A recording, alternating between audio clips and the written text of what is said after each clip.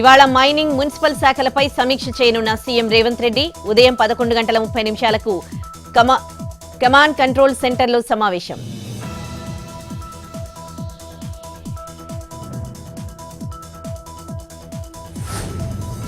విజయవాడలో regional grand lodge of India సదస్సు ఇవాళ రేపు లబ్బిపేటలోని ఎస్ఎస్ కన్వెన్షన్ హాల్లో సమావేశం.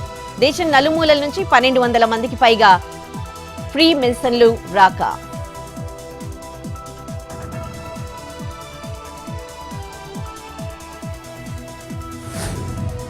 ఏపీలో ప్రారంభమైన ఇంటర్ పరీక్షలు 8:30 ఎగ్జామ్ సెంటర్ కు చేరుకున్న విద్యార్థులు 1535 సెంటర్లలో ఎగ్జామ్స్.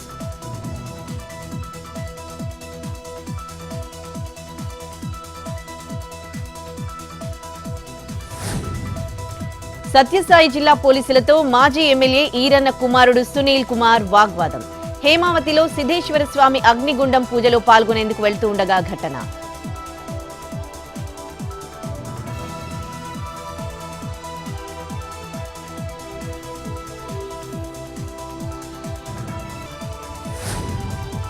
పార్వతీపురం మన్యం జిల్లా పూతికవలస శివారులో ఏనుగుల గుంపు బీభత్సం. కర్బూజా పంటను ధ్వంసం చేసిన గజరాజులు. చేతికందొచ్చిన పంటను నష్టపోయామంటూ రైతుల ఆవేదన. ఏనుగులను తరలించి తమను ఆదుకోవాలని వేడుకుంటోన్న బాధితులు.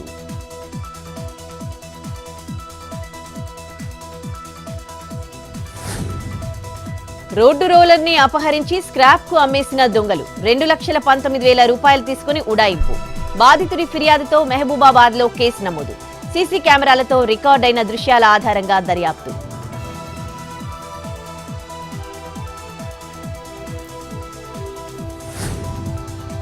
కారు ఇంజిన్లు దూరిన భారీ నాగుపాము. బుస కొడుతోన్న శబ్దంతో అప్రమత్తమైన యజమాని. కాకినాడ జిల్లా పిల్లంక గ్రామంలో కలకలం. నాగుపామును బంధించిన స్నేక్ క్యాచర్ గణేష్ వర్మ.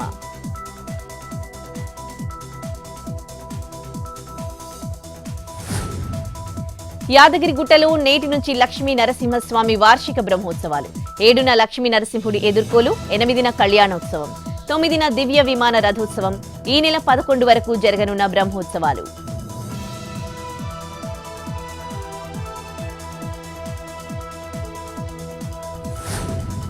తిరుమలలో తగ్గిన భక్తుల రద్దీ. క్యూ కాంప్లెక్స్ లో వేచి ఉండే అవసరం లేకుండా నేరుగా శ్రీవారి దర్శనం.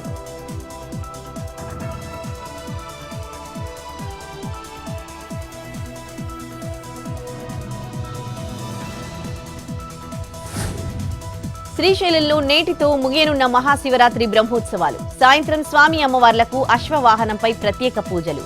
అశ్వవాహనంపై ఆది దంపతులకు ఆలయ ప్రకారోత్సవం.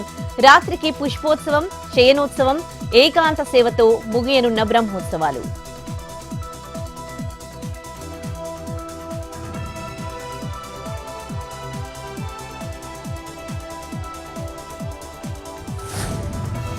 జావేద్ అఖ్తర్, కంగనా రనౌత్ మధ్య ముగిసిన వివాదం. పరువు నష్టం దావా కేసులను వెనక్కి తీసుకున్న రచయిత, నటి.